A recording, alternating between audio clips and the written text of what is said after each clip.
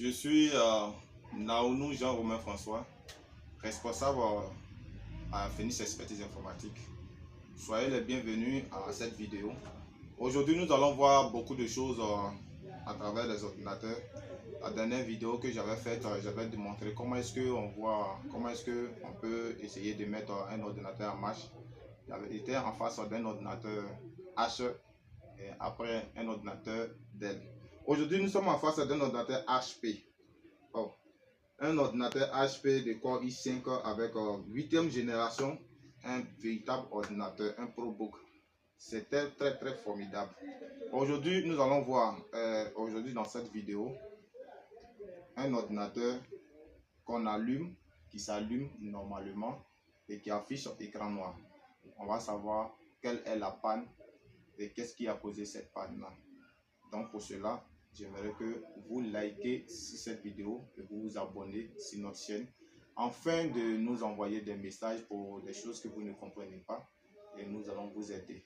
Ensemble, nous allons voir aujourd'hui, regardez, on va voir aujourd'hui comment est-ce que on peut résoudre ce problème-là.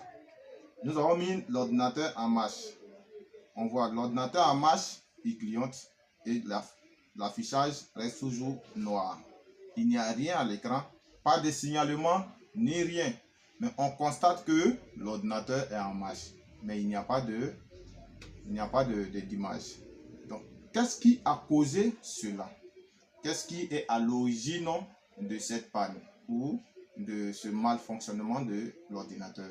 Ensemble, nous allons voir. La première des choses, quand c'est comme ça, qu'est-ce qu'on fait? On va fermer. On essaie d'abord d'éteindre l'ordinateur avant de fermer l'ordinateur.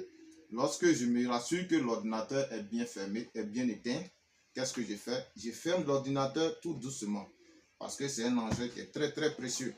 Ok, j'avais dit comme ça que dans les vidéos précédentes, j'essayais toujours d'aider mon patient à mieux fonctionner. En quoi faisant? Moi-même en me nettoyant les mains. C'est pour ma santé et pour la santé de mon patient. Si nous sommes arrivés à ce stade, en fait, nous arrivons à démonter, d'abord dévisser l'ordinateur. La première des choses, si nous démontons ou nous dévissons un ordinateur, qu'est-ce que nous devons faire? Nous devons d'abord retirer la batterie parce que c'est plus important. Si nous n'arrivons pas à retirer la batterie de l'ordinateur, nous ne pouvons pas passer à n'importe quelle maintenance à faire parce que la batterie contient de l'énergie. Ok. Si la batterie est incorporée dans l'ordinateur, on s'arrête d'abord à démonter totalement l'ordinateur et on voit si la batterie est incorporée, on la retire d'abord, on la déconnecte.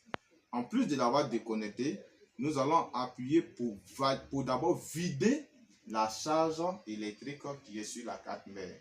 Avant d'abord de poser notre tournevis sur la carte mère.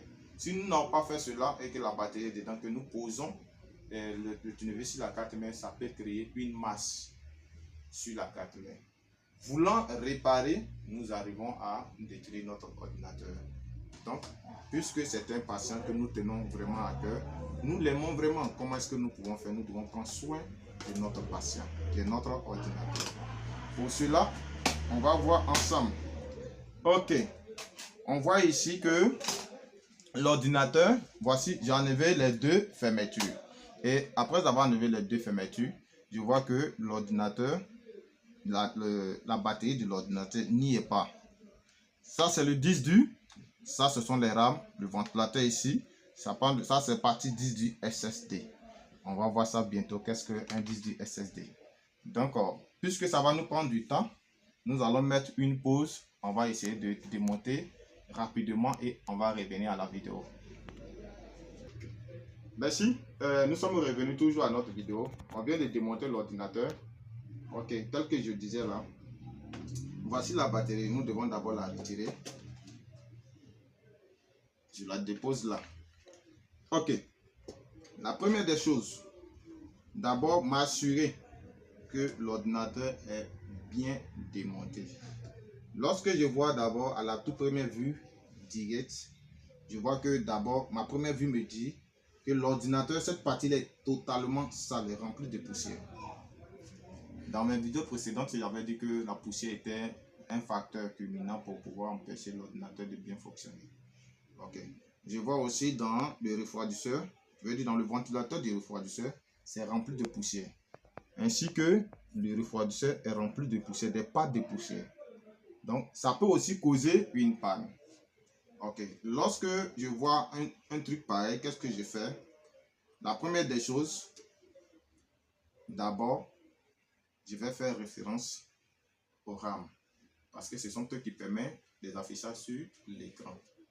Et la deuxième des choses, la carte graphique qui lave les images, si je m'exprime un peu terre à terre, qui les envoie à la RAM et la RAM à son tour envoie à l'écran. L'écran n'est qu'un récepteur qu'on appelle un moniteur pour pouvoir afficher les images. Donc nous allons voir rapidement comment est-ce que nous pouvons rapidement résoudre le problème.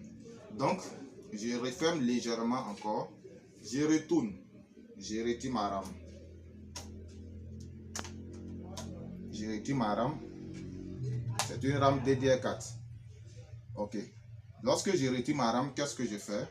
J'ouvre encore la partie. Mais la chose la plus intéressante dans tout ça, c'est que la première des choses que nous devons savoir, l'ordinateur est rempli de poussière, donc ça mérite un entretien. C'est une partie, ça c'est la partie la plus simple et c'est obligatoire. Pour un technicien, il doit toujours proposer à son client de faire l'entretien de son ordinateur, ça c'est obligatoire. Donc, ma toute première panne, la poussière. La poussière. Donc, on va aller plus rapidement. Qu'est-ce que je fais? Je vais d'abord m'assurer que la RAM passe normalement. Donc, puisqu'il y a une RAM, je prends une nouvelle RAM. Tu peux m'aider à faire. Je prends une nouvelle RAM dans les RAM. Lorsque je prends la nouvelle RAM, je vais l'insérer pour pouvoir terminer ma réparation. Ok. Excusez-moi. Ok. J'ai retrouvé la RAM. Qu'est-ce que je fais? J'essaie de la nettoyer. C'est une RAM DDR4 de 4 Go. Donc, qu'est-ce que je fais? Je souffle dans le slot mémoire pour m'assurer que la poussière ne peut pas empêcher l'affichage de l'ordinateur. Je prends la batterie.